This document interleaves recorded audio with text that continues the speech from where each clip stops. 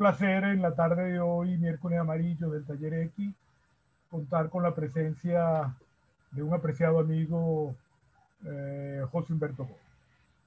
Egresado de la Escuela de Arquitectura de la Universidad Simón Bolívar en Caracas, Venezuela, 1993. Magíster en Filosofía, Universidad Simón Bolívar, 2002. Magíster en Diseño Urbano por el Instituto de Urbanismo UCB, 2005. Doctor en Arquitectura FAUCB Caracas, Venezuela, 2019. Entre 1997 y el 2013, docente y coordinador del Departamento de Teoría de la Universidad José María Vargas. Desde el 2000 hasta el presente ha sido docente e investigador de la FAUCB, actualmente profesor asociado. Entre el 2015 y el 2020 coordinó el área de teoría de arquitectura de la FAUCB. Desde el 2014 coordina el sector de diseño de la unidad, desde el sector de diseño, la unidad docente Taller de Arquitectura y Urbanismo TAU, recientemente nombrado director del Instituto de Urbanismo de la Facultad de Urbanismo de la Universidad Central de Venezuela. Ha sido miembro de diversos comités académicos. Ha dirigido trabajos de grado, tanto en pregrado como en posgrado. Es profesor de teoría y de proyecto, como pocos, en esta dualidad de tareas. Su centro de investigación ha sido el estudio epistemológico de la arquitectura del siglo XX, con un especial acento en lo moderno, en letras mayúsculas, como él mismo lo acota. Y no puedo dejar de decir, fue profesor de proyecto en este taller. Qué difícil es hacer una presentación a alguien a quien uno estima y a quien considero un gran amigo, José Humberto Gómez. Y es difícil porque la academia nos impone la ponderación. Con ello, debo decir que la academia nos conmina a la mesura. No quiero decir más de la cuenta, pero tampoco me puedo quedar corto. Es algo así como una buena receta, justo y a la medida. Ni mucho, ni poco. En el resumen curricular podemos ver que Humberto es un estudioso, es un académico, de formación arquitecto, con recorrido en la filosofía y el urbanismo, su acento en la teoría, pero no deja de lado al proyecto. Y es esta quizás la condición en la cual me quiero centrar en esta corta presentación. José, siendo de un perfil teórico, siempre se ha preocupado por la docencia en proyectos. Y con esto quizás no diga mucho, pero en el fondo creo que expreso bastante. En el mundo de la arquitectura, y más en el mundo de la arquitectura nacional, existe un fuerte límite entre ambas posturas, la del mundo teórico y la del mundo del proyecto. Nuestro invitado el día de hoy trata de limar esos límites y construir un territorio donde ambos tengan cabida, cosa en lo particular que agradezco. José Humberto cabalga entre ambos territorios, con su agudeza, con su mirar distinto, escudriñando, yendo al fondo, asociando, trayendo a colación otros temas a la discusión, buscador incisivo, cuestionador, de texto preciso y sobre todo apasionado en su postura. En la tarde de hoy tendremos una conversación entre dos amigos, solo que otros amigos igualmente apreciados nos verán y nos escucharán. Eso sí que es un compromiso. Conversaremos en torno a una década de inquietudes teóricas. Como excusa, 4 textos de José Humberto, algunos de ellos ya empiezan a ver la calle. El primero, Metaarquitectura, la agenda conceptual y discursiva en la era postmoderna. Segundo, Lecciones maestras, 101 citas sobre arquitectura, de reciente aparición. El tercero, Deconstruyendo a COP, cuando lo moderno fue una causa. Y el cuarto, su tesis doctoral sobre el pensamiento del maestro Villanueva. Una vez revisado esos tres textos que José Humberto me envió y haberme leído su tesis doctoral con antelación por haber sido jurado de la misma, preparé 12 preguntas que serán el hilo que guiará esta conversación. Gracias, José Humberto. Gracias, amigo, por haber aceptado esta invitación y poder contar contigo en este miércoles amarillo del taller. Como te lo mencioné, como abreboca de esta conversación, te propongo que nos des una breve descripción de los 4 trabajos realizados en el marco de esa década de inquietud. Gracias, José Humberto, por acompañarnos esta tarde. Bueno, Edgar, muchas gracias por esos conceptos tan generosos que espero merecer. Y muchas gracias al Taller X por permitirme esta oportunidad para compartir conceptos, para volver a estar en esta casa en la que estuve 7 años cargados de mucha intensidad que me ayudaron a crecer y a formarme. Gracias a ti por acompañarme en esta conversación y gracias a Cier, quien me extendió la invitación inicialmente, pero quien también tiene mucho que ver con buena parte de lo que vamos a conversar hoy.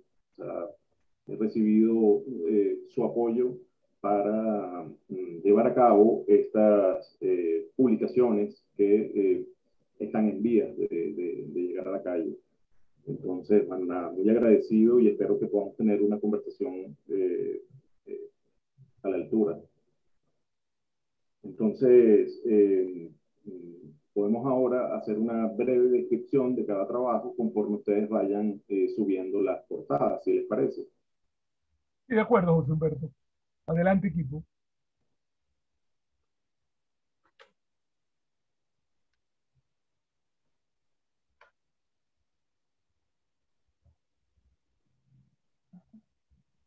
Bien, Lecciones Maestras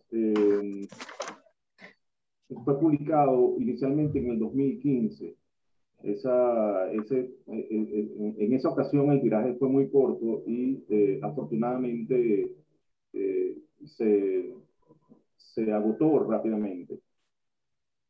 En el 2020, con el apoyo editorial de Ediciones Pau UCB, pudimos sacar una segunda edición que de momento sigue reposando en las cajas por razones que ustedes ya deben intuir. ¿Pero qué es? ¿Qué es el libro? El libro es la formalización de mis notas docentes. El libro intenta dar cuenta de una didáctica que vengo poniendo en práctica desde 2010 aproximadamente, toda vez que provee los métodos tradicionales de enseñanza de la teoría de la arquitectura. Yo esencialmente soy un profesor de teoría de la arquitectura, si bien, como tú dices, también participo del taller de proyectos. Pero en la década anterior a 2010, yo estuve probando distintas formas de enseñar la asignatura. Bueno, como es lógico, comencé por probar aquella que fue usada por mis maestros. Luego, que no necesariamente, como ya bien dijiste, estudié en la Simón Bolívar y allí se hacía de otra forma. Y no necesariamente coincide con la que me encontré al ingresar a la escuela en el año 2000. Entonces, del 2000 al 2010, intenté pasearme por esas formas, por esa didáctica de la teoría de la arquitectura, hasta que poco a poco fui encontrando un camino, vamos a llamarlo propio, o sea, sin que esto suene a nada,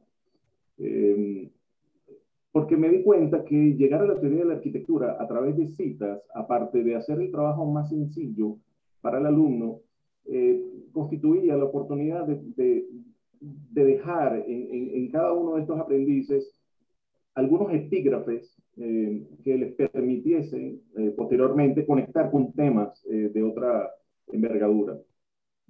Entonces, ya comentaremos más sobre él, pero en definitiva es la formalización de mis notas docentes y se hizo a través de una compilación de 101 citas, como bien dice el título.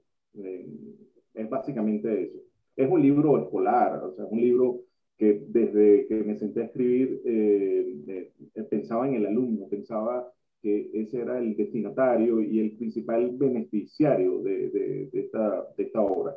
Entonces, lo considero una guía de estudio alternativa. Evidentemente, siempre se podrá estudiar teoría de la arquitectura o bien desde los tópicos o los grandes temas, o bien desde los autores, o bien desde la historiografía de la teoría de la arquitectura, como lo hace, por ejemplo, Walter Krauss. Pero, bueno, queda aquí esta otra forma de hacer las cosas que creo que, en definitiva, es eso, una alternativa. Si quieren, cambiamos de portada.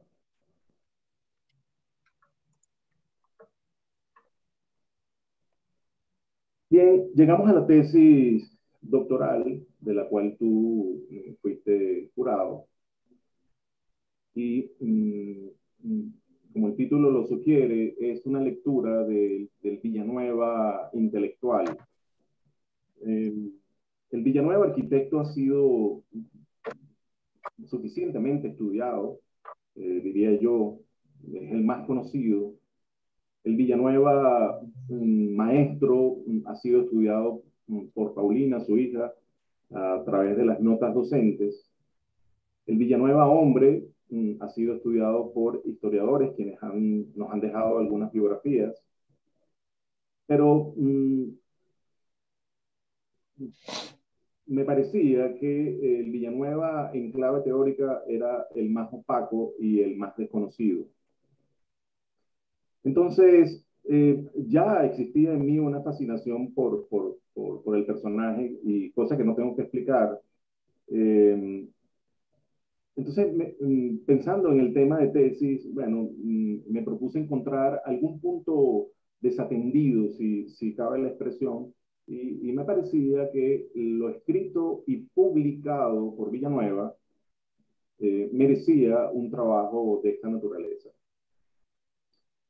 Como dice el subtítulo, es una cartografía de su pensamiento, una especie de mapeo general de sus ideas una vez analizadas hermenéuticamente. Es un ordenamiento del paisaje temático que él trata a través de todo su articulado desde 1950 hasta ya su retiro, pasado los 70. Y también es una forma de responder a una interrogante, una suerte de desafío que dejó Henry Vicente en un escrito del año 2001. Creo que el escrito se llama Ficción y conjeturas en la obra de Villanueva. Y Henry básicamente lo que dejaba allí como un desafío, como acabo de decir, era la siguiente pregunta. ¿Cuánto sabemos del pensamiento de Villanueva si lo contrastamos con lo que sabemos de su obra construida y proyectada? Eso para mí fue un llamado de atención y quedó resonando, y estoy hablando del 2001, y este trabajo lo empecé a hacer ya pasado, o sea, por ahí en el 2014. Pero me quedó esa inquietud y creo que una cosa conecta con la otra y esa podría ser otra razón de peso por la que llegué a este trabajo. Y cambiamos de lámina. Bien, metaarquitectura, la agenda conceptual y discursiva en la era posmoderna, es un estudio de la posmodernidad vista como una era extendida de 60 años. Los 60 años posteriores a la Segunda Guerra Mundial y tiene que ver con el cambio de discurso a lo interno de nuestra disciplina, es decir, cómo ocurre la ruptura de la discursiva protomoderna hasta lo que hoy en día podría ser la posverdad, o lo que algunos llaman la posverdad o la posteoría. Entonces, en este libro lo que hago es un repaso de las principales doctrinas de pensamiento que eh, fueron apareciendo en estos últimos 60 años a partir del declive de lo moderno. Además, siento que es la oportunidad para aclarar algunos tópicos, algunos conceptos que en general me parecen opacos y cuyo tratamiento en la cotidianidad, al interno de, por ejemplo, de la escuela, termina siendo trivializado. Entonces, este libro lo que pretende es ayudar a la comprensión más justa de ciertos temas y al manejo, diría yo, más responsable de los mismos. Eso es en definitiva este libro. Este libro está próximo a ir a la imprenta, ya está, digamos, en la última fase de diseño.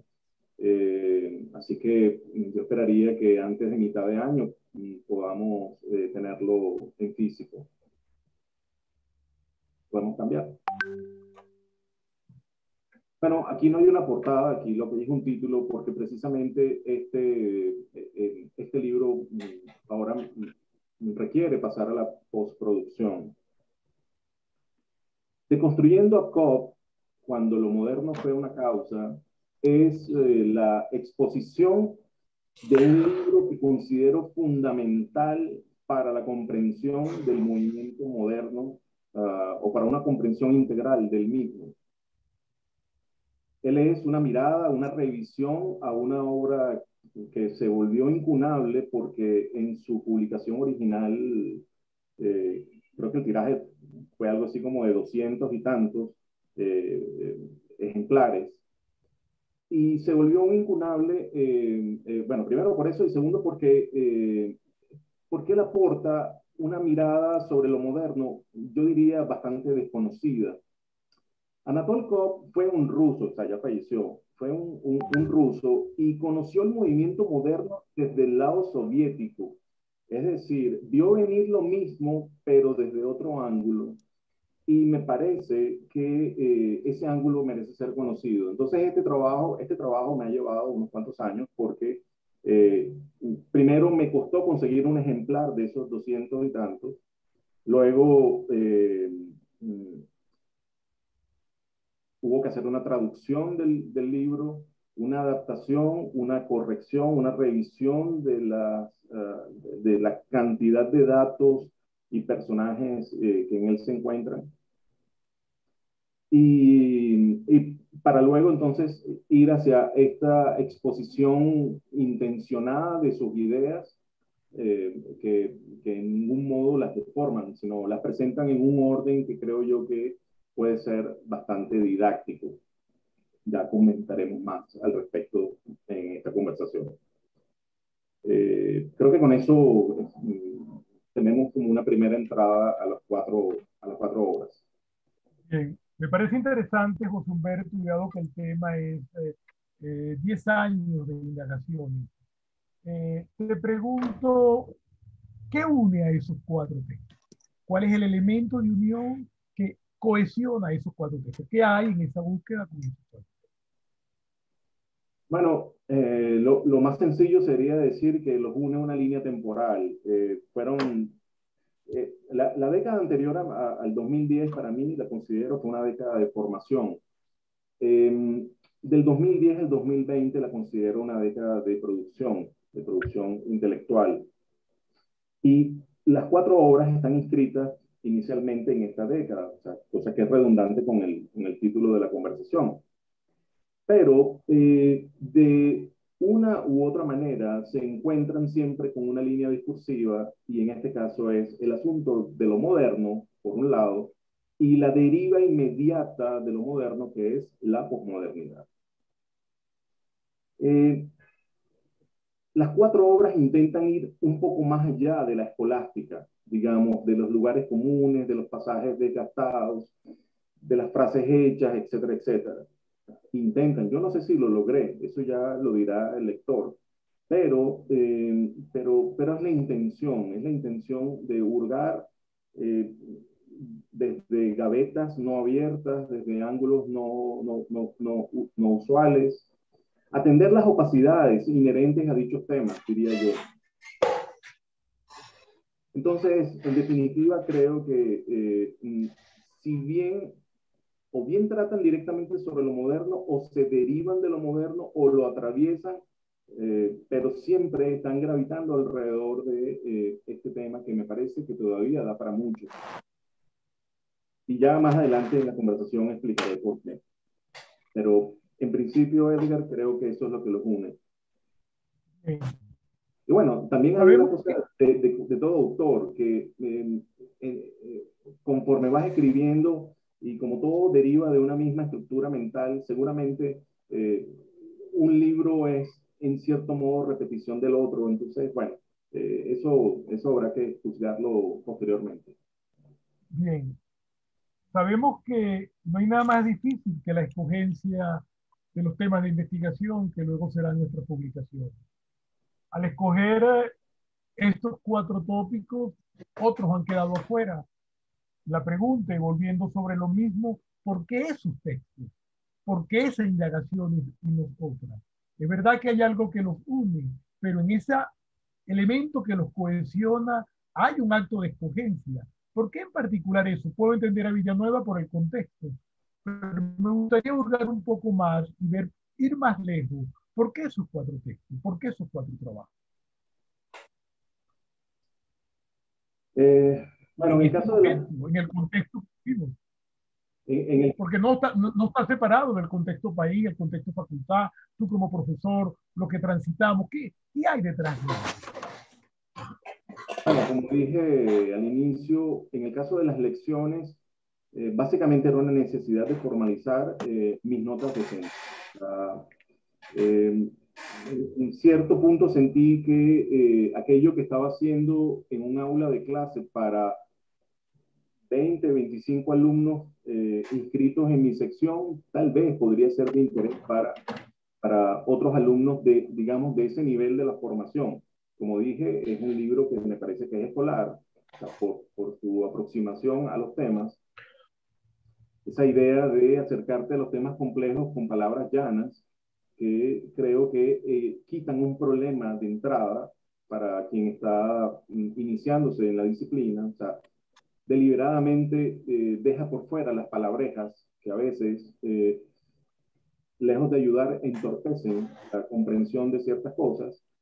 Y bueno, como dije, esa era una cuenta pendiente con lo que hago en el aula de clase de teoría de la arquitectura. En el caso de No, Villanueva, no, no, adelante. repite. No, no, adelante, adelante. En el caso de Villanueva, hay esa necesidad de acercarte a un personaje que es casi un mito y mm,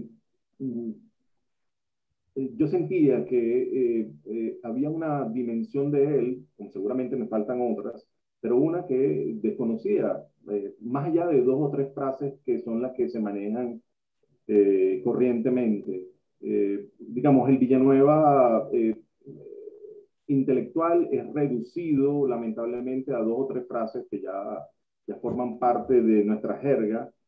Y eso, digamos, era un acto de injusticia para alguien que se había tomado la molestia de publicar con cierta regularidad y que visto en el contexto de la cultura ágrafa que tenemos, bueno, era sin duda uno de los personajes que más había escrito en determinado momento. Eh, eh, entonces, yo decidí que la tesis doctoral iba a ser sobre Villanueva porque además un exponente cercano de un tema que me mueve, que es el asunto de lo moderno.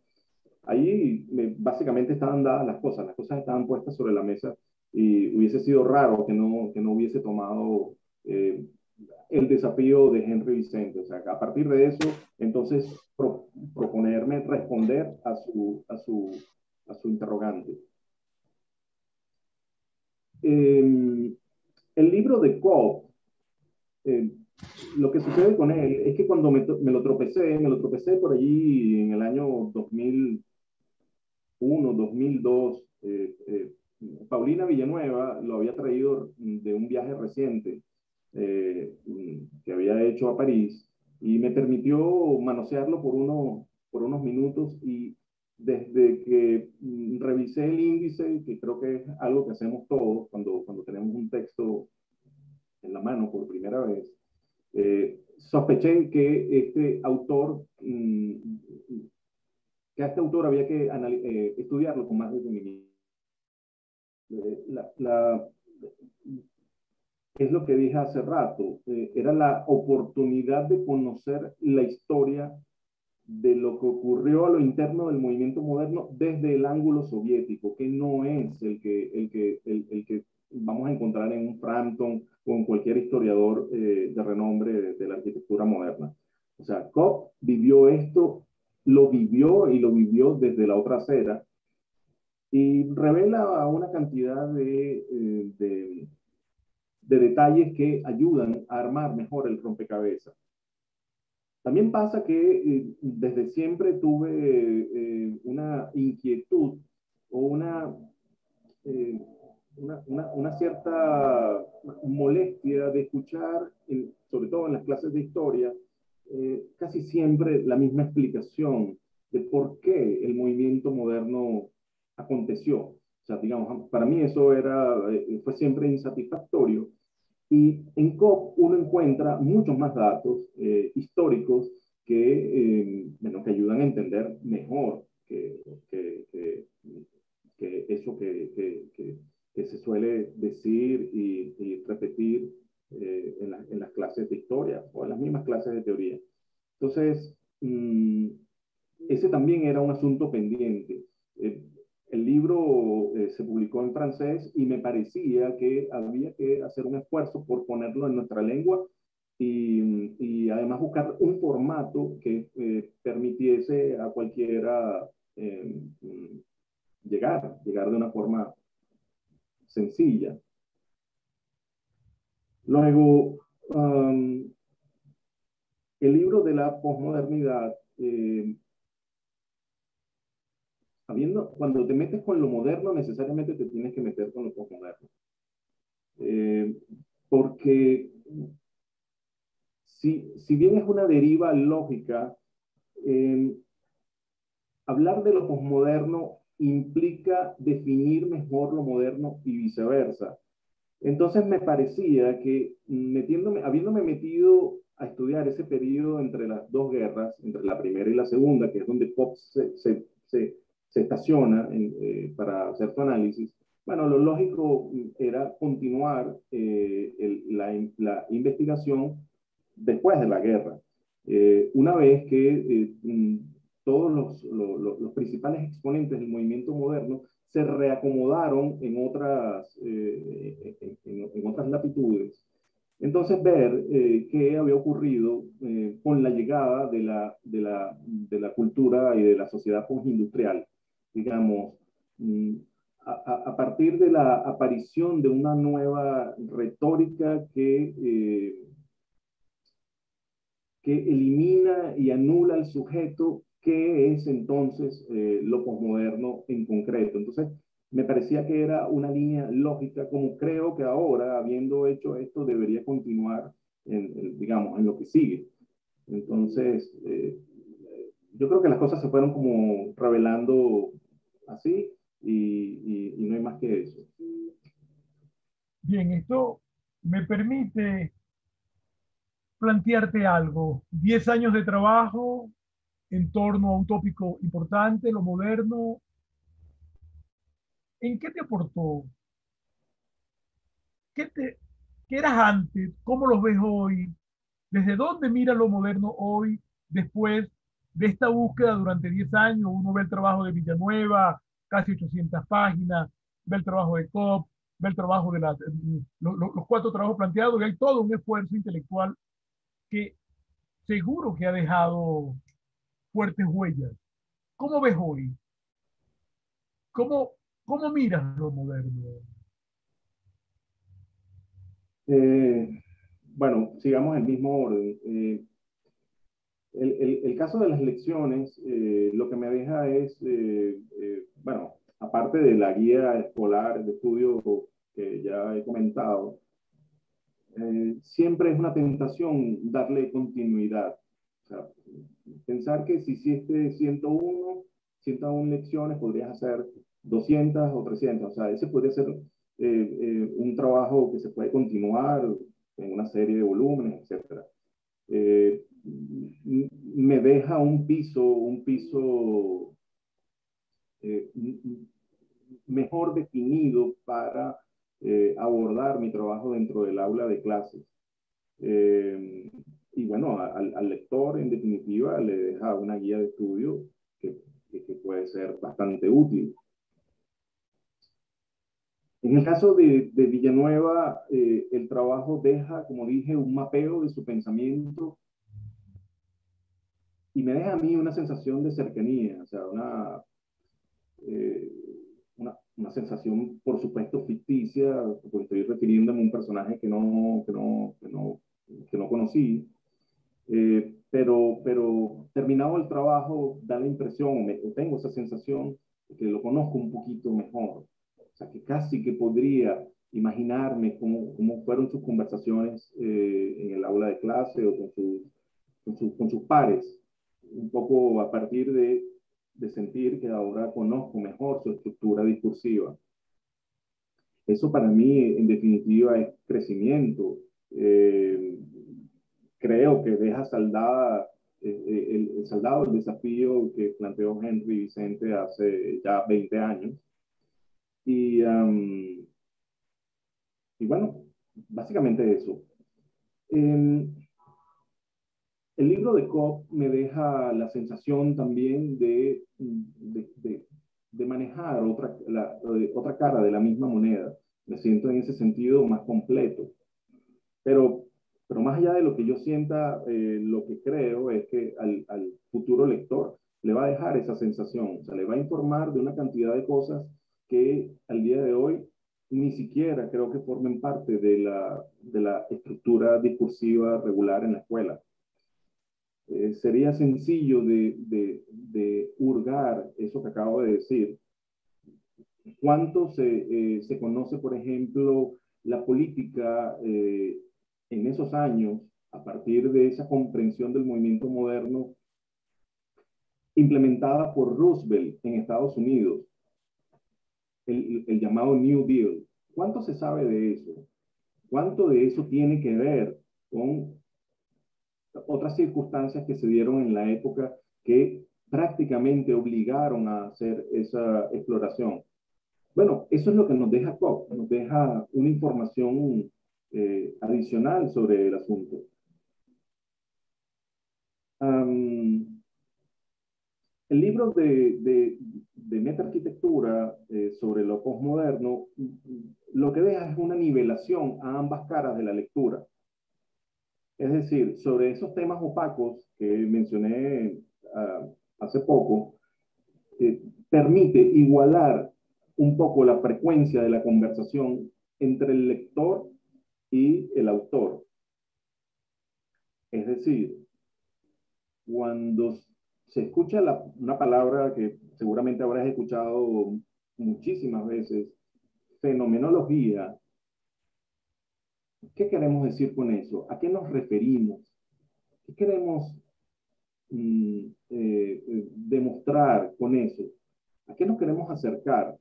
Eso tiene que ver esencialmente con lo que en filosofía se entiende por tal, o es una derivación, una deformación, una adaptación en el ámbito de lo arquitectónico. Bueno, este libro, creo yo, ayuda a nivelar eso, a informarle al lector que cuando se usa esa expresión, en realidad se está apuntando a algo y que si lo que se quiere hacer es otra cosa con ese nombre, hay que hacer una corrección. O sea, algo no está bien allí. Entonces, pues lo que creo que hace el libro en definitiva es una nivelación. Eh, Espero que sea así, espero que se haya logrado.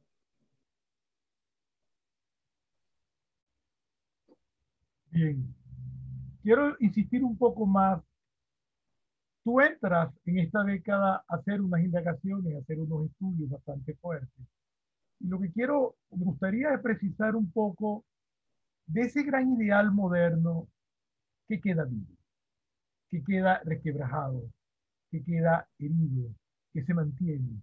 Ese gran ideal de la modernidad, después de 10 años de estudio, con la dureza, con los trabajos que analizaste, 4 estudios bastante asimétricos, se lo podemos decir de alguna manera, qué puentes crearon, qué puentes dejaron, qué queda intacto, qué ya no queda intacto de esas ilusiones, de esos planteamientos, cómo se te movió el piso o el piso no se te movió, qué nos deja eso para el próximo decenio. O, el, o tu pensamiento sobre la filosofía moderna, el pensamiento moderno en arquitectura, que tiene tanto peso en estas inquietudes, en estos 10 años de estudio.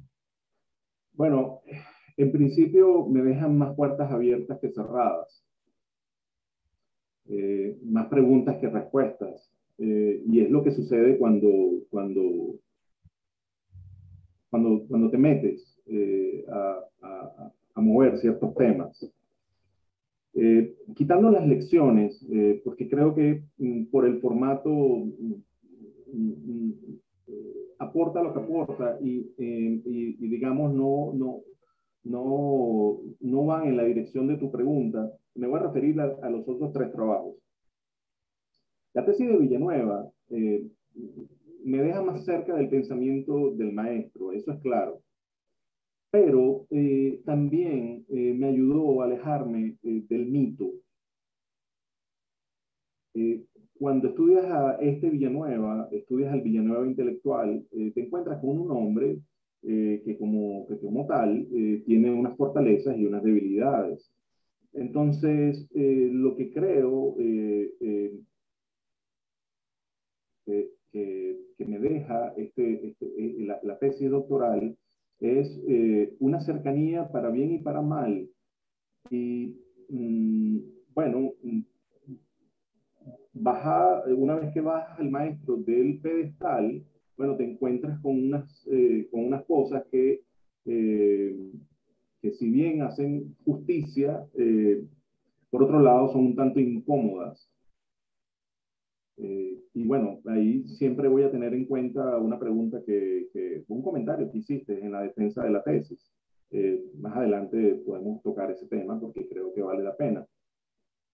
Pero si tuviese que hacer ese balance, diría que ese trabajo me alejó del mito y me acercó más al hombre y en consecuencia me acercó a sus virtudes y también a sus defectos. Y bueno, y eso creo que es bastante. O sea, hizo por mí bastante.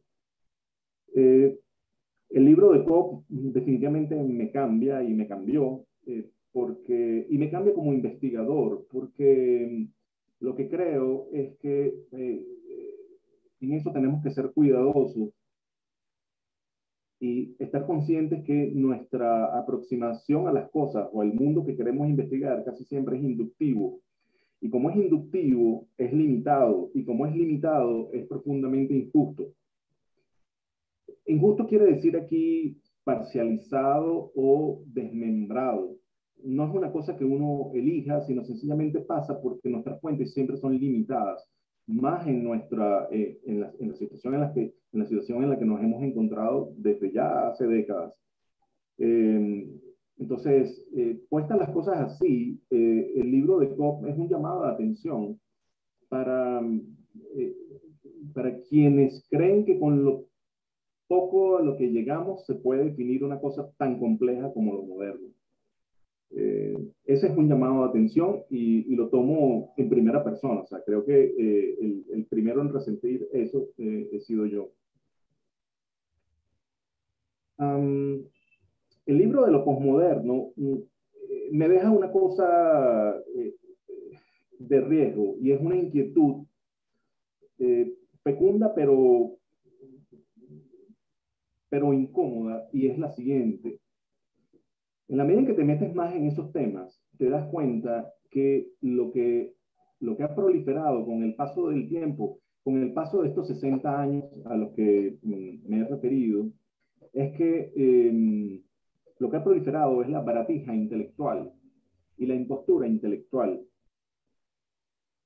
Es evidente que yo contra eso puedo hacer muy poco, pero para mí, no, como profesor de teoría, no deja de ser una inquietud, así que una angustia, cuando, bueno, los grandes relatos que se solían enunciar y promover a lo interno de la disciplina se han ido diluyendo en, en un momento, o sea, se han ido diluyendo en una mirada fragmentaria, en una mirada relativista, colectivista, en la que se anulan tantas cosas que yo no sé qué queda en pie. Entonces este libro, o sea, el meterme en estos temas, en realidad me ha dejado una gran angustia y también me ha abierto, digamos, me ha mostrado por dónde podría seguir el trabajo, digamos. En este caso sería cargar en contra o contra esas baratijas a las que me refiero. Eso sería. Bien, pero me gustaría conocer un poco sobre esos grandes ideales de la modernidad. ¿Cómo te le paras hoy? El gran ideal de la transformación de la sociedad a través de la arquitectura, todo el problema icónico del objeto, la fuerte incidencia del objeto en lo moderno, sobre parámetros bastante rígidos, camisas de fuerza bastante fuerte. Yo quisiera, después de estos estudios, ¿cómo te para? ¿Cómo se para José Humberto frente a esos grandes ideales de la modernidad eh, que crearon un cisma dentro de la sociedad y sobre todo son dentro de la sociedad de la arquitectura? Bien, aquí soy muy Foucaultiano, digamos, adhiero la idea de que en cada cambio de era, en el fondo lo que hay es un cambio epistémico. Y ciertamente la modernidad hizo eso, o sea, desplazó el mito, la metáfora, la metonimia,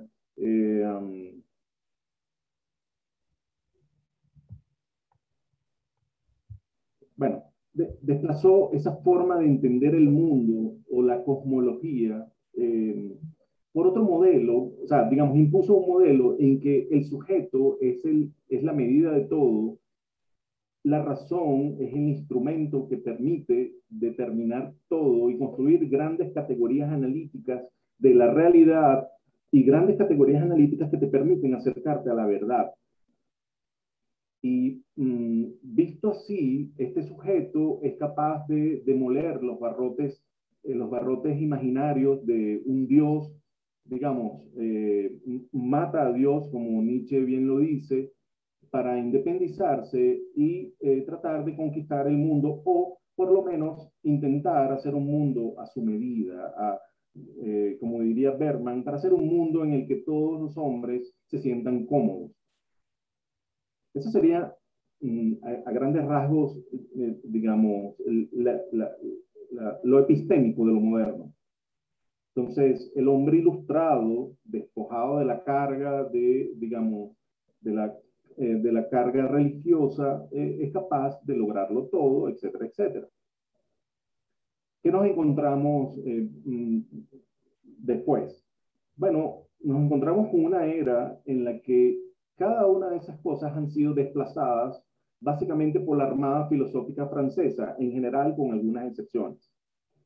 Entonces, la razón ya no tiene el peso, digamos, la ilustración se termina como proyecto, el sujeto es diluido en lo colectivo, la verdad ya no es un problema porque desde este punto, desde este ángulo, la verdad es una construcción, no existe como tal. Entonces estamos en la posverdad. Aunque paradójicamente para afirmar esa cosa tengas que afirmar una primera verdad, y es que no existe la verdad. Pero bueno, digamos que ese es un problema al que no vamos a tocar ahora. El relativismo desplaza las categorías analíticas, los grandes relatos como por ejemplo el cristianismo, el marxismo ortodoxo, el capitalismo liberal, etcétera, etcétera, son desplazados por una mirada del mundo bastante fragmentada.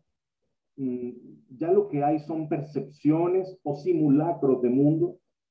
Entonces hay una deconstrucción total de un piso que los modernos trataron de construir, de un piso sólido que trataron de imponer.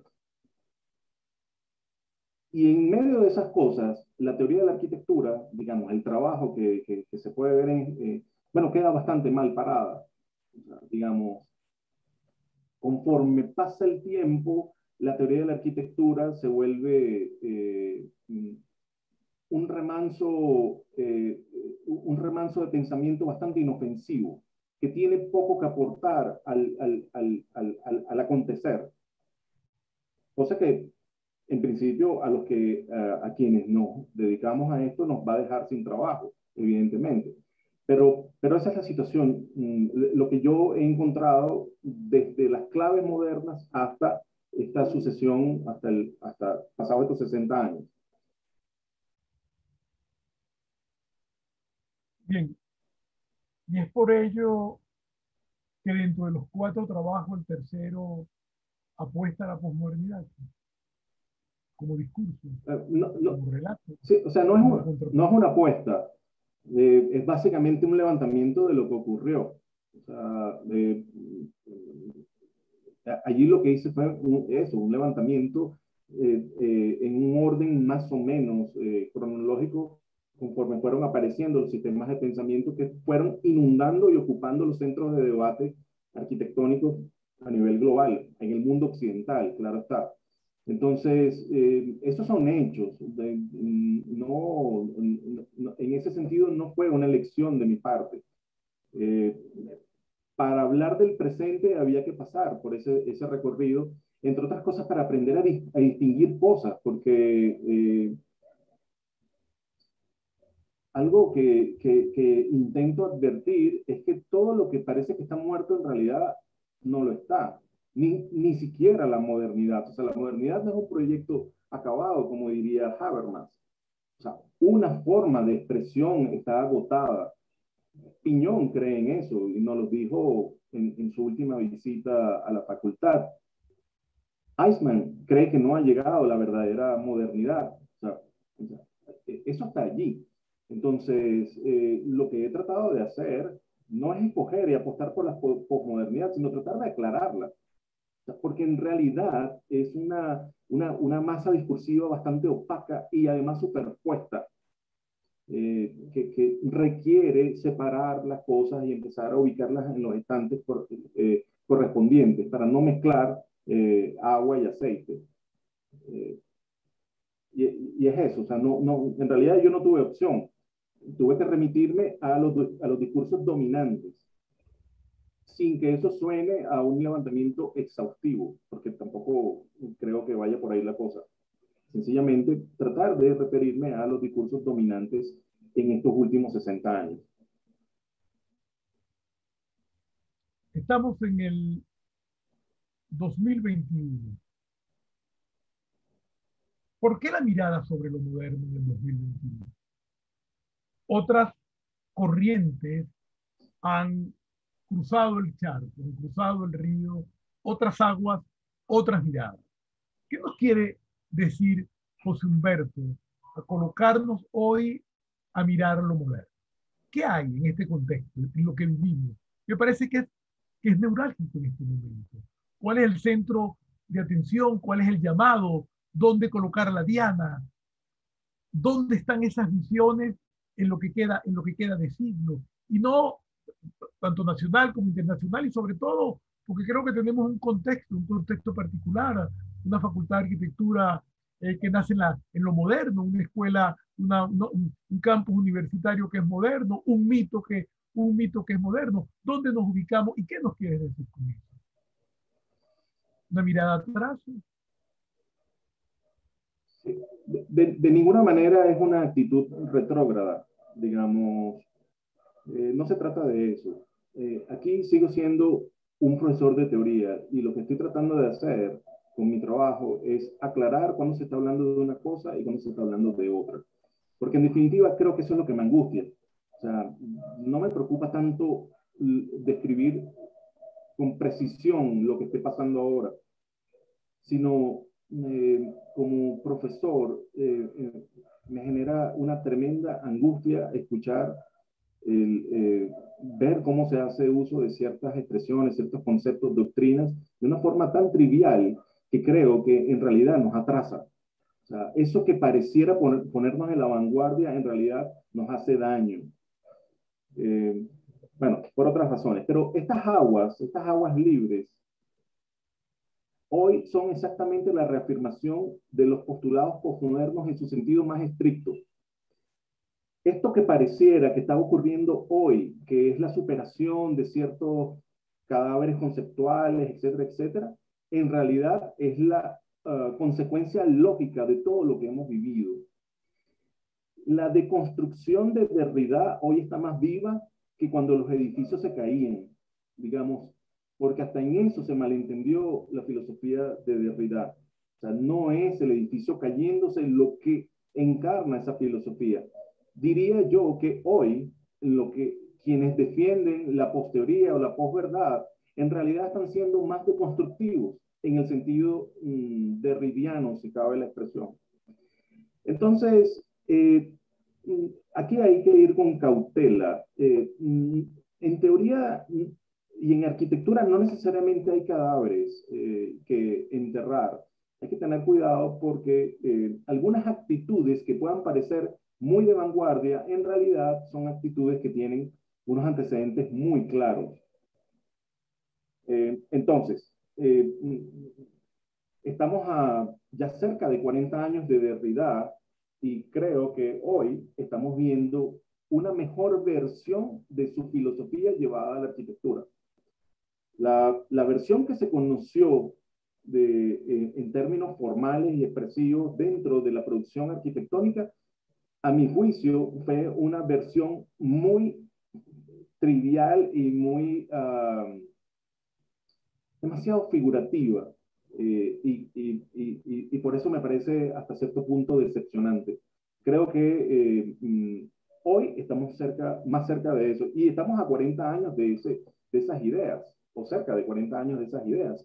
Entonces, no hay aquí una intención retrógrada ni una intención de revivir algo que haya muerto. O sea, no es eso. Es básicamente, como dije, hacer un llamado de atención a que cuando se dice algo y se usa un término, bueno, más vale que esté bien usado, porque si no lo que estamos haciendo es impostar y eso no nos lleva a ningún lado. O sea, eso es en realidad lo que nos deja es mal parados frente al conocedor y es esa digamos, eso es lo que creo que está debajo de todo este trabajo de esta década. Hablas de unas actitudes y unas aguas un poco ligeras que hemos transitado. ¿Pudieras precisar algunas de ellas? ¿Pudieras ponerle nombre y apellido? ¿Pudieses orientarnos en función de cuáles son esos territorios que nos dejamos llevar libremente, ligeramente, que pueden crearnos en esa confusión? A tu opinión, desde tu punto de vista, ¿cuáles son esas? Si nos pudieras orientar con algunas de esas aguas, con algunas de esas actitudes que pareciesen malsanas, perdidas en el camino. Bueno, te mencionaría, no quisiera ponerle nombre, pero sí te mencionaría unas actitudes que me parecen bastante sospechosas. Cuando alguien se declara fenomenólogo, yo a eso inmediatamente se me enciende una alarma, porque creo que lo que se entiende por tal cosa es simplemente la voluntad de usar el término, que no tiene nada que ver con lo que es eso en términos filosóficos. O sea, entonces, por ejemplo, eso Me parece que es una actitud que hay que tener, con la que hay que tener mucho cuidado. Luego está la actitud estructuralista de quienes creen ver discursos en todos lados y, siendo así, creen ver significados. Esa es una semiótica, diría yo, de una escala muy dudosa, y sobre la que siempre voy a desconfiar. O sea, quien crea que eso es posible, bueno, va a tener que demostrar más cosas que el simple uso de la expresión. Eso también es algo que se puede detectar. Luego está mm, el que se califica de posmoderno como si eso fuese una virtud.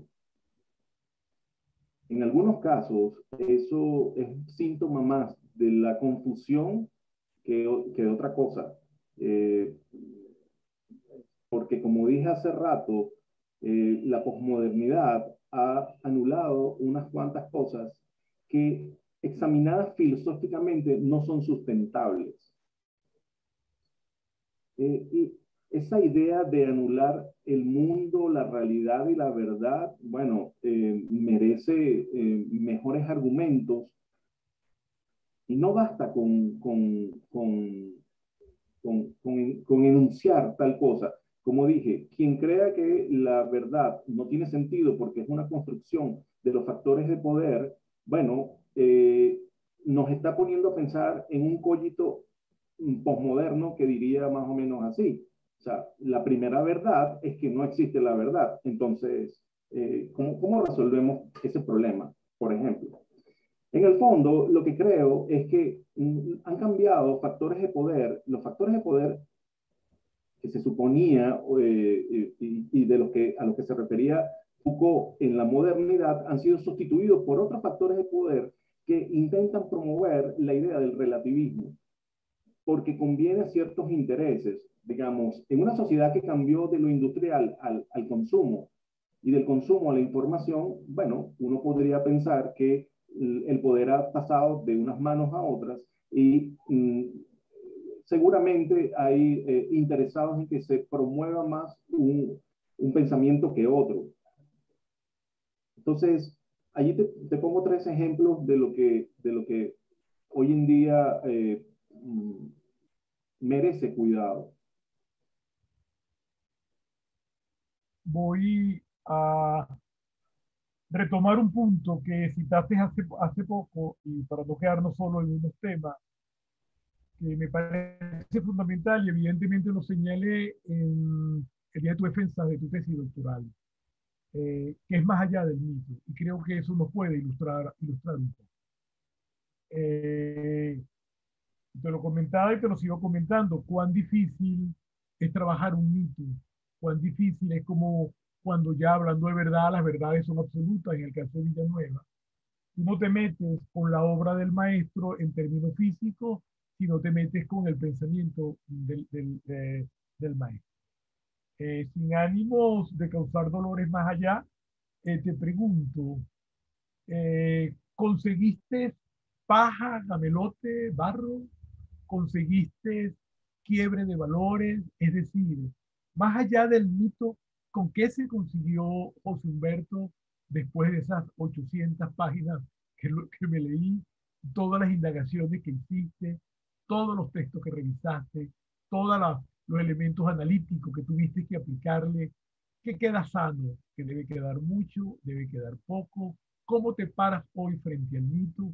¿Qué puedes hablar como hallazgo sobre el maestro y sobre ese mito después de este trabajo?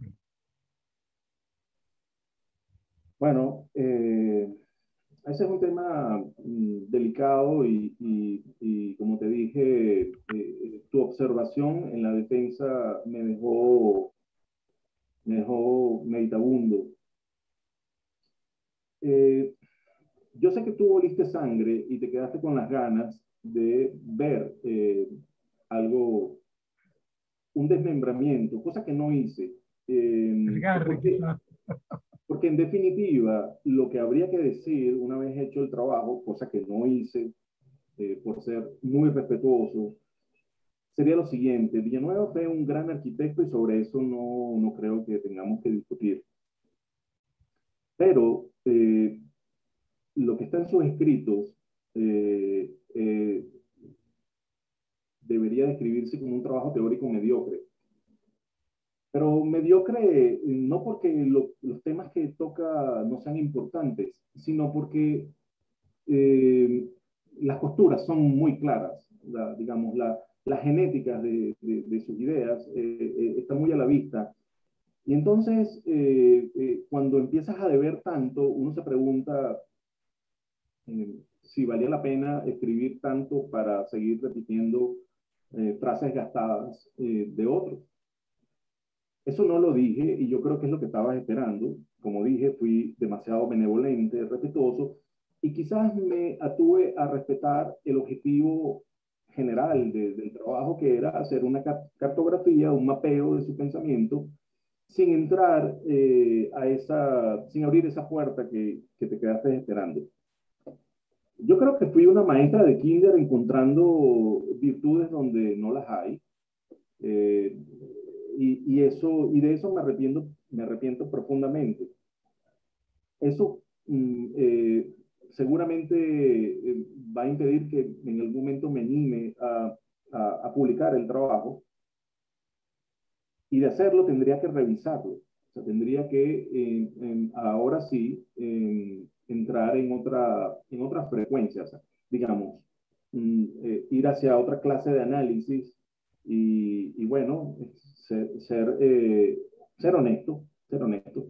No es que no lo haya sido antes, pero donde no hay virtud no la hay, y donde la hay, pues se dice. Y creo que así sería esa nueva versión. De momento desconfío, no creo que me anime a hacerlo.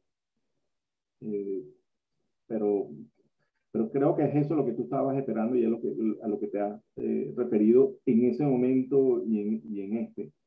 Eh, Detrás del mito lo que hay es un hombre con virtudes y defectos, y en el plano teórico con carencias.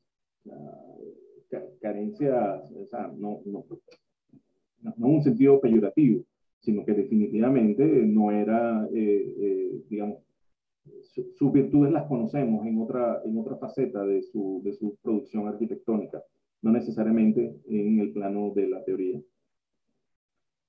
Es eso lo que Esto estabas esperando, ¿no? va por ahí, pero esto me abre una vertiente, incluso no estaba dentro de las preguntas que te iba a plantear, y es una gran preocupación, eh, que son las investigaciones académicas, porque parece que el plano de las investigaciones académicas tiene un marco, tiene un contexto, y que quizás por temor no nos zafamos de ello.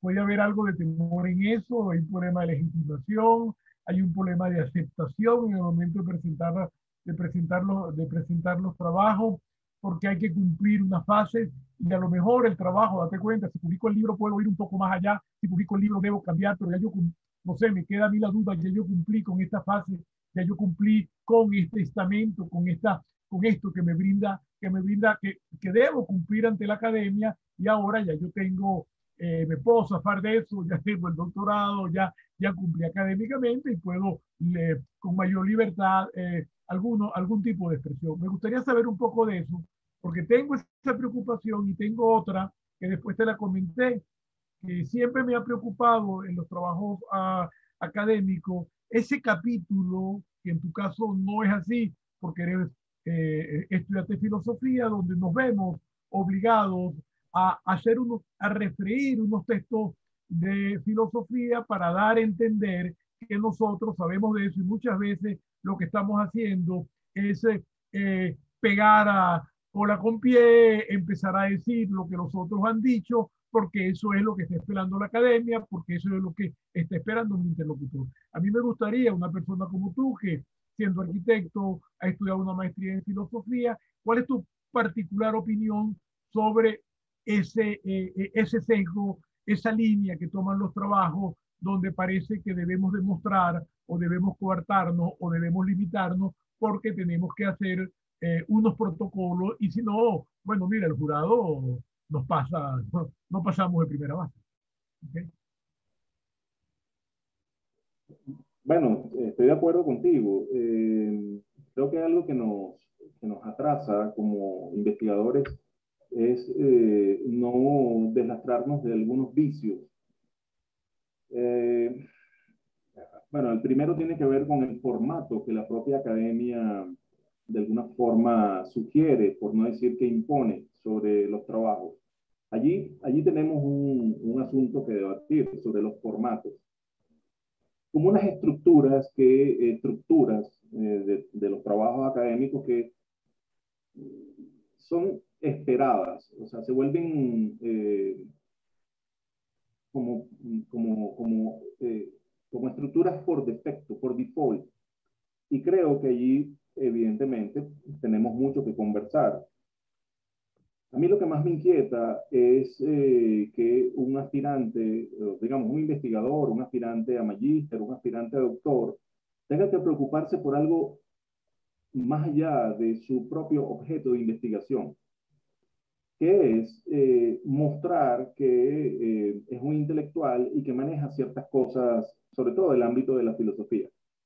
Allí yo creo que eso, a, apartando de que es una distracción para el investigador, ya creo que casi que nos pone en el borde de la impostura intelectual. Y creo que eso tenemos que combatirlo, o sea, tenemos que evitarlo, podemos evitarlo. En, en, Esto no te lo digo a ti porque pertenezcas, o sea, parte activa de la MDA, pero a mí me preocupa mucho que para hablar de ciertos temas, por ejemplo, tengamos que hablar necesariamente de bachelor.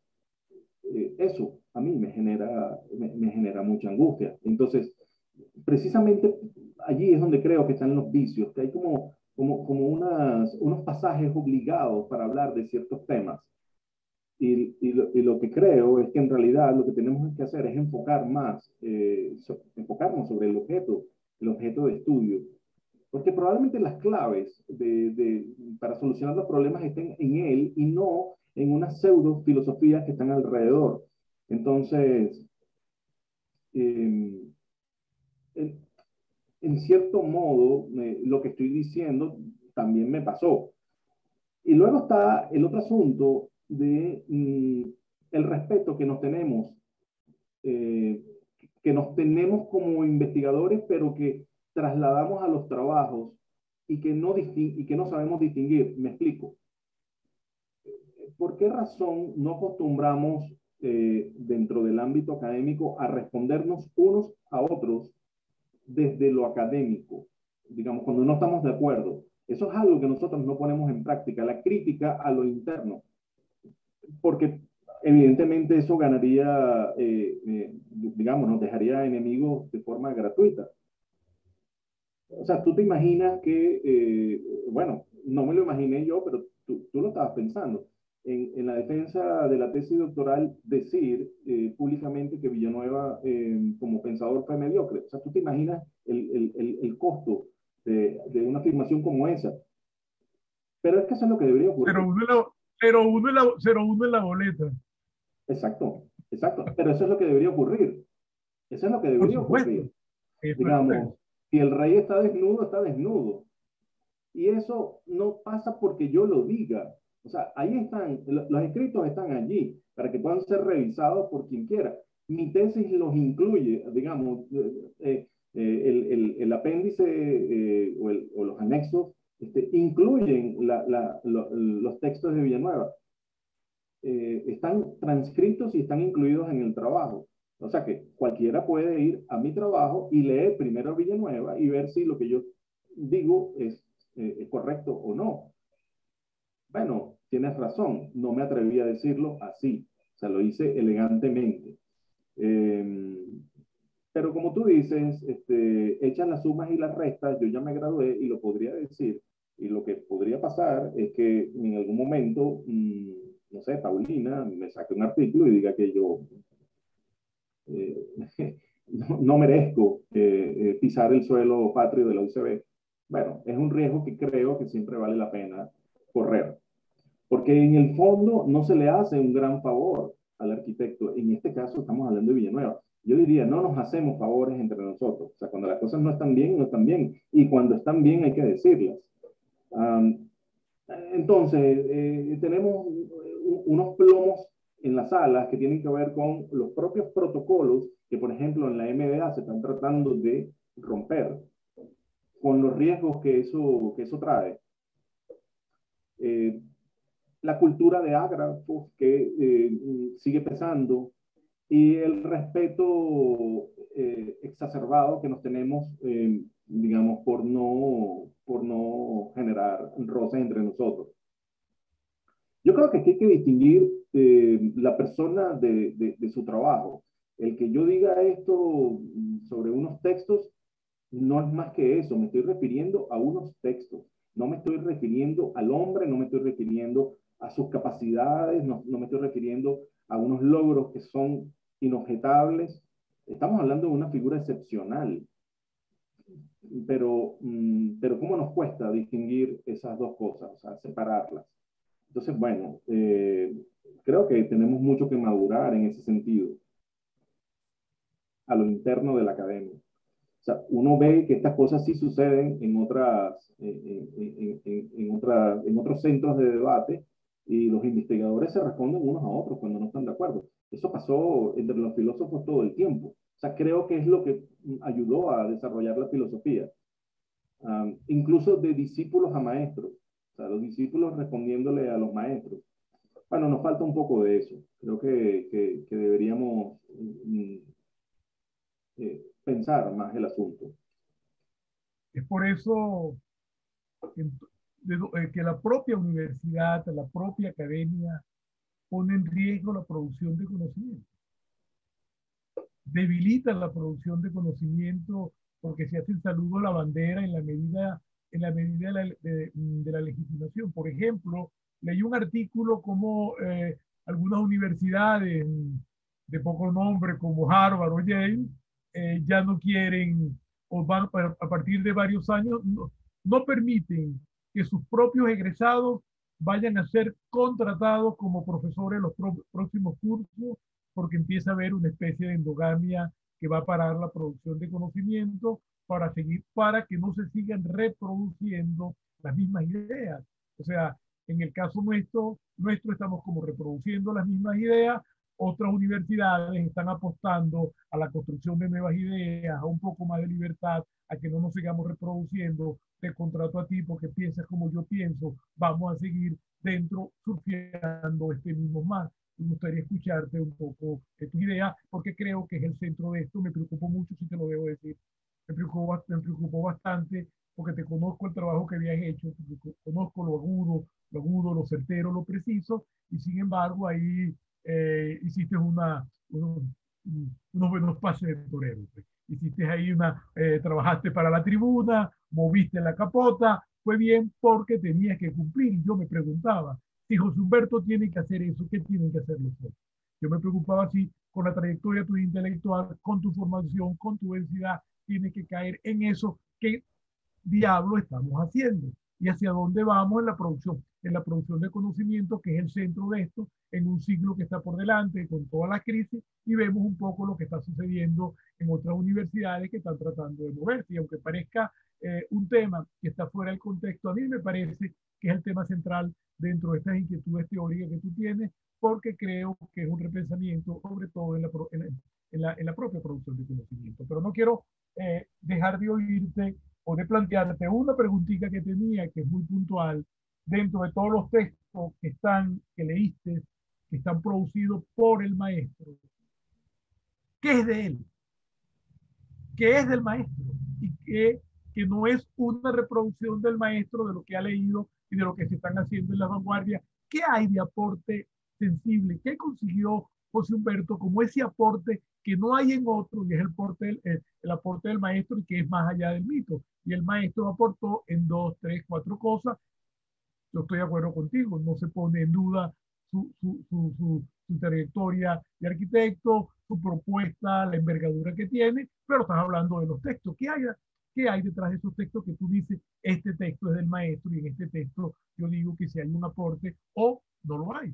Y por eso es que creo que en tu trabajo yo no era que quería ver sangre, no, no se trataba de eso, pero sí quería esa agudeza porque estaba frente a ti, no estaba frente a otra persona. Y no, es un excelente trabajo, un excelente trabajo de estudio, un excelente trabajo de análisis, de manejo de información, y ese trabajo me tenía que llevar un poco más allá de lo que medianamente uno podía o debía esperar. Me gustaría conocer un poco de eso para empezar a cerrar esta sobre esa conversación. Bueno, bueno, hiciste dos preguntas. Voy a la primera. Aquí siempre recuerdo algo que me decía nuestra querida Dina Guitián. Ella decía que en términos de producción de conocimiento, algo que nos hace mucho daño es la constitución o instauración de un régimen de claqués que normalmente derivan de grupos de investigación que se van nutriendo de exalumnos o de discípulos o condiscípulos. Quizás vaya, digamos, ese comentario tiene que ver con lo que mencionaste de algunas universidades norteamericanas. Precisamente porque creo yo que apuntan a romper esto que Dina llamaba la instauración de las claqués en los campos de investigación, sobre todo nuestros. O sea, ella hacía este comentario porque lo percibía. Es claro que cuando, y eso, por ejemplo, estudiando Villanueva, estudiando su pasado bozartiano, eh, recordarás que en la tesis hice una descripción posiblemente innecesaria, o sea, tan extensa de lo que fue el Beaux-Arts, pensando que por allí iba a tener algunas pistas sobre sus formas de pensar, y cosa que no fue así. Pero algo que me quedó fue darme cuenta que nuestra estructura de enseñanza sigue siendo la del Beaux-Arts, que es esta idea más o menos como operan los talleres de diseño, que son grupos de diseño que se construyen alrededor de unos maestros, de unas figuras, y los profesores jóvenes tienden a imitar unas ciertas didácticas y estos grupos, en la medida en que los padres fundadores se van jubilando o van dejando la docencia, se van nutriendo de exalumnos y ahí viene la instauración de la claqué a la que Dina hacía referencia. Creo que eso es algo que nos hace daño, porque entonces se generan unas lealtades inquebrantables que atentan contra, yo no diría el alcance de la verdad para ser popperiano, pero sí diría contra esa actitud de buscarla, al menos buscarla, tratar de construir conocimiento. Eso respecto a lo primero. Lo segundo, me preguntas, ¿qué de lo visto en Villanueva puedo valorar más o puedo pensar que es propio? Yo creo que ese Villanueva más valioso lo vamos a encontrar sobre todo en el libro que publicó inicialmente en 1950 y que luego fue republicado, creo que en los años 60, conocido como Caracas en tres tiempos. Allí creo que está el Villanueva, para mí, más auténtico, porque es la mirada del hombre moderno sobre los valores atemporales de nuestra arquitectura colonial. Allí encuentro que hay mucho que rescatar y sin duda, si un alumno me preguntase qué leer de Villanueva, le diría que leyese ese Villanueva.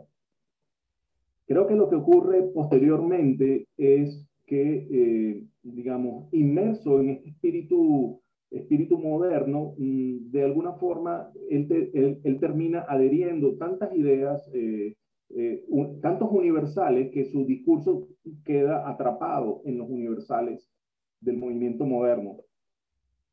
Entonces, ese primer Villanueva, el de los años 50, me parece que es el Villanueva que tiene más propositivo, digamos, con menos deudas. Ya lo que viene después es una derivación de la Alemania de Weimar, del constructivismo ruso, del New Deal americano, etcétera, etcétera. Todo eso en un mezclote, o todo eso metido en una unidad discursiva que terminan siendo pasajes desgastados. Entonces, nada, te diría que allí encontré el, el Villanueva más auténtico. Bien. Para no hacerlo muy largo y dar oportunidad a algunas preguntas de la audiencia, no quiero dejar pasar esta oportunidad y hacerte una pregunta un poco fuera de contexto.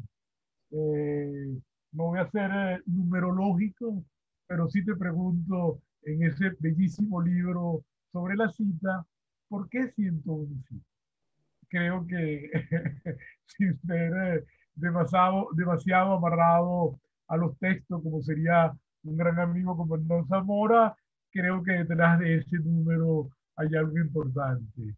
No quiero pensar que es 101 dálmata, pero ¿qué hay detrás de ese número? Y citas un libro dentro de tu trabajo que hizo algo parecido con 101 citas. Me gustaría saber qué hay detrás de eso. No me quiero quedar en la simetría del 101. ¿Qué hay detrás de ese número? No hay tanto. Lo que sucede es que, bueno, inicialmente eran como 200. En un momento dado me pareció que no hacía falta llegar a tanto. Y como 99 es un número que parece incompleto, y 100 parece demasiado redondo, yo lo que creo es que el 101 resuelve ambas cosas. O sea, y digamos, además, deja como el pie como para pensar que esa serie puede continuar. Pero siendo honestos, lo que terminó por convencerme es que para ese entonces llegó a mis manos un libro de Matthew Frederick que se llama 101 cosas que aprendí en la escuela de arquitectura. Y entonces dije, bueno, si esto funcionó allá, puede ser que funcione acá. Eh, pero lo que sí estaba claro que el 99 ni el 100 iban a ser los números definitivos porque, por lo que acabo de decir. Es eso, no hay más. No hay esoterismo, Edgar. Muchas Nada más preguntas. alejado de mí que eso. Muchas preguntas. Cedemos por el momento el paso. Si hay algún comentario, hay alguna inquietud de la audiencia, amigos del equipo, lo podemos hacer llegar.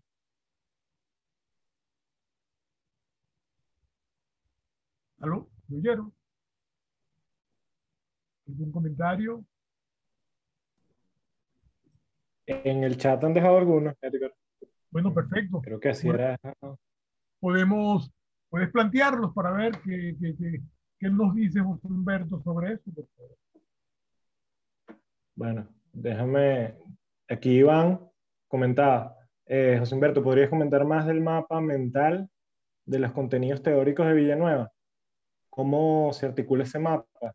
¿Cuál es su peso específico en la teoría de la arquitectura? Y pone más abajo, me refiero a cuál es el peso específico de Villanueva en la teoría de la arquitectura. También creo que Iván está, y bueno, capaz puede comentarnos.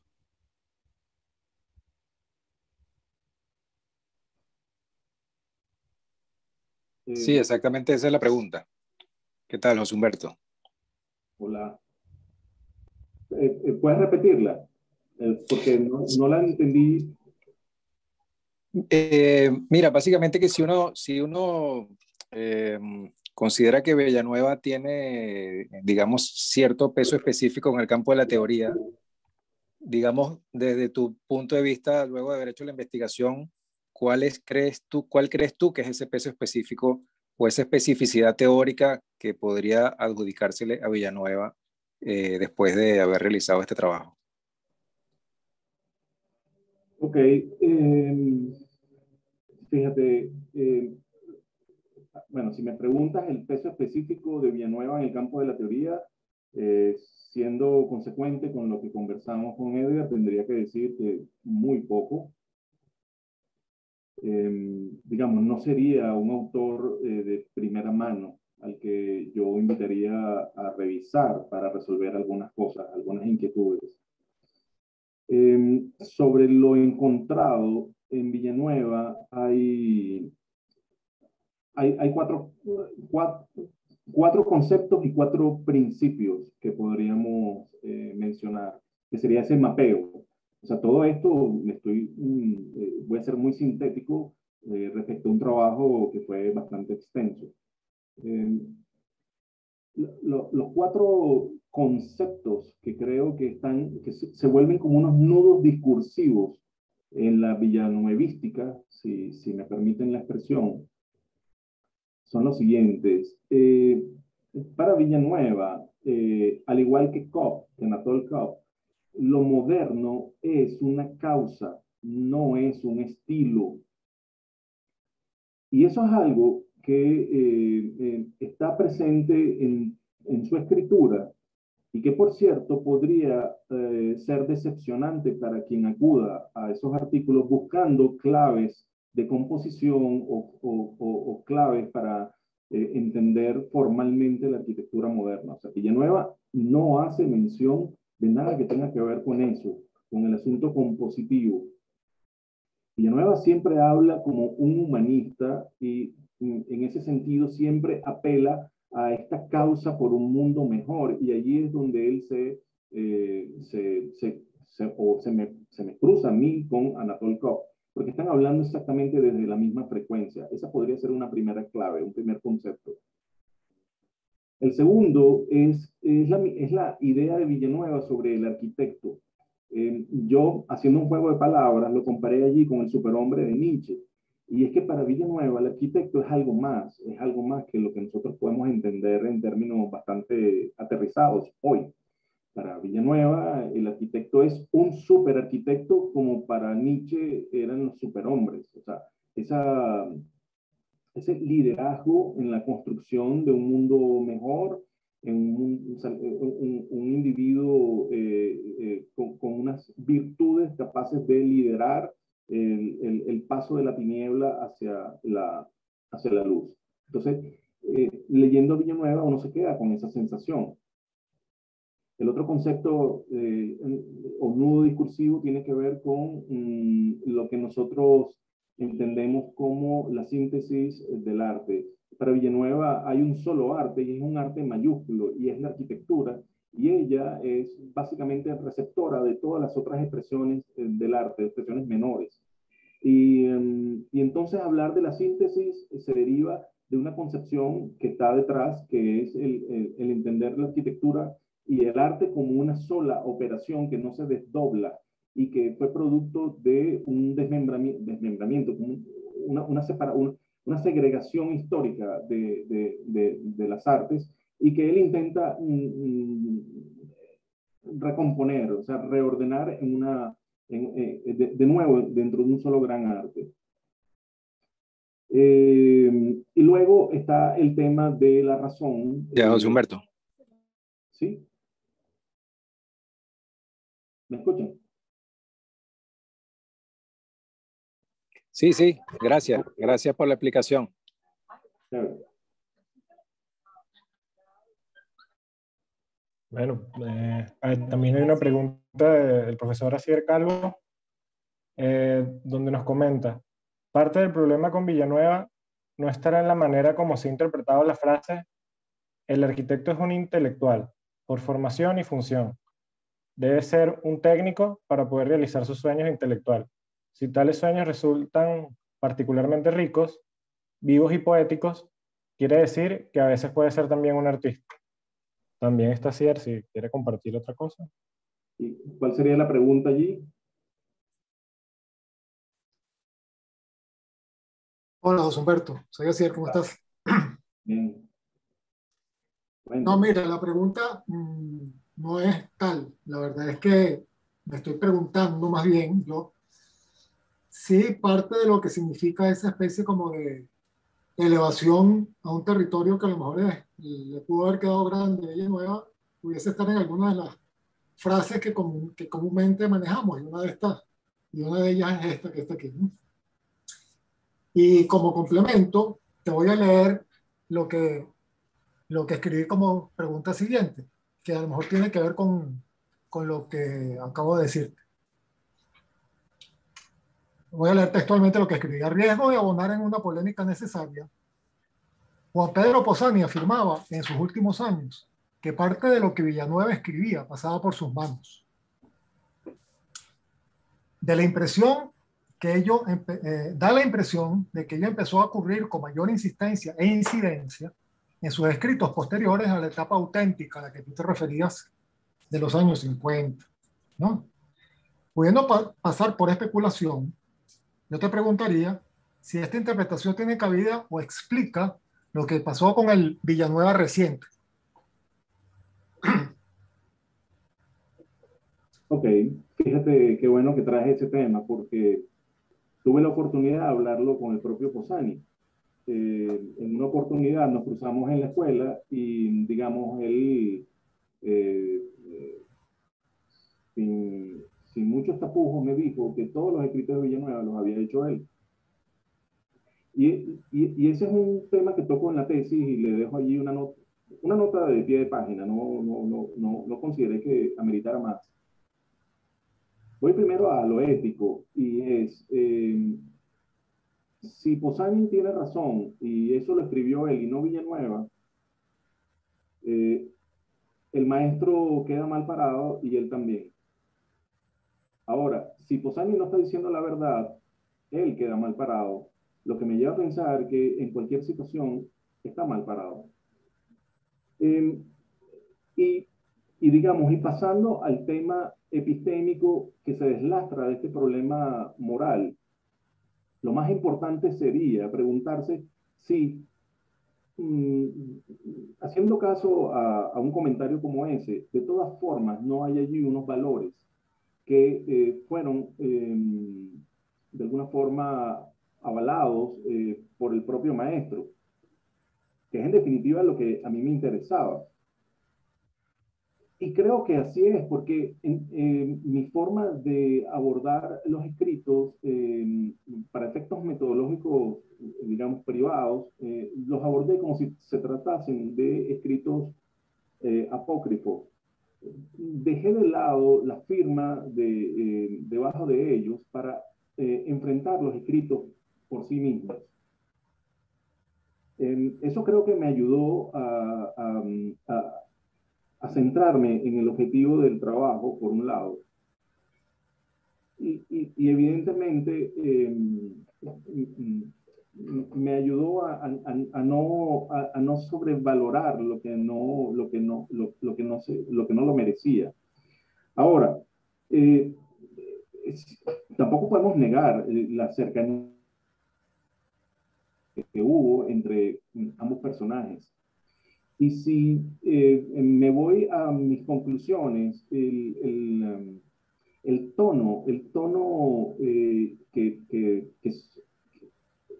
que tiende a dominar los escritos de los 60 en adelante en Villanueva es un tono bastante cercano a lo que sería la narrativa de izquierda.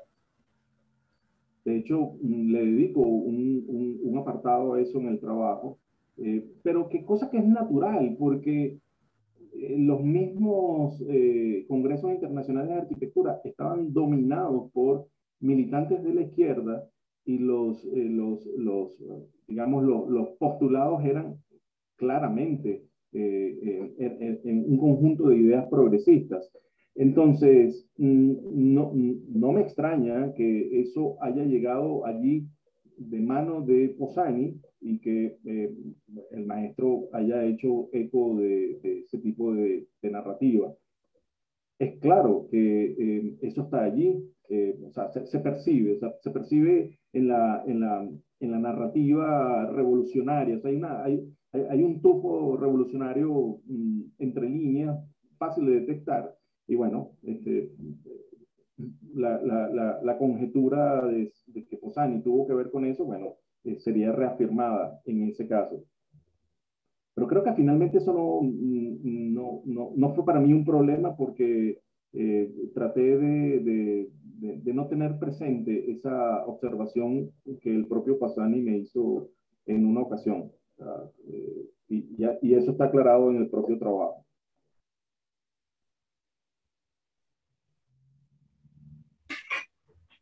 Hola, José Humberto. Tengo una pregunta, bueno, muy sencillita. Antes que nada, eh, a felicitarte y agradecerte. Increíble como esos 10 años súper productivos. Y me queda viendo un poco como la cronología, me queda como quizás bueno, como la curiosidad de saber en qué sigue ahora, en qué estás trabajando o en qué te gustaría trabajar. Eso es todo. Bueno, Ángela, muchas gracias por tus comentarios. Creo que lo que tengo en mente trabajar ahora es precisamente el presente, o sea, ¿dónde estamos? El libro de Metaarquitectura termina con un apartado que se llama Usted está aquí, que es una especie de diagnóstico del momento que se vive en la teoría de la arquitectura. Y creo que a partir que voy a tomar lo que viene desde ese diagnóstico. Creo que lo próximo que me animo a tratar son ciertos temas que derivan en imposturas, un poco como lo hicieron Brickman y los autores de las imposturas intelectuales. Uno es Brickman y el otro es, se me escapa el apellido. Ver si puedo establecer cuáles serían nuestras imposturas. Porque creo que es lo que está más presente en los centros de discusión actualmente. Sí, básicamente sería eso. Definitivamente no va a ser un texto amable, creo que de entrada ya tendría bastante resistencia, pero es lo que me animo a pensar de momento. Yo lo que creo es que estamos en un momento coyuntural en el que lo que debe morir no ha muerto y lo que debe nacer no ha nacido.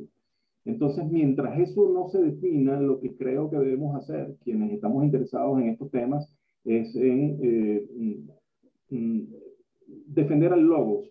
Esa sería como la gran motivación, o sea, defender la pureza de las ideas y el tratamiento correcto de los temas. Porque creo que esa es nuestra labor. Nuestra labor es la de guardián, la de guardián de las inclinaciones teóricas. Bien, no sé si hay más, por cuestiones de la hora ya llevamos 1 hora 45. No sé al equipo si hay otras preguntas para ir cerrando.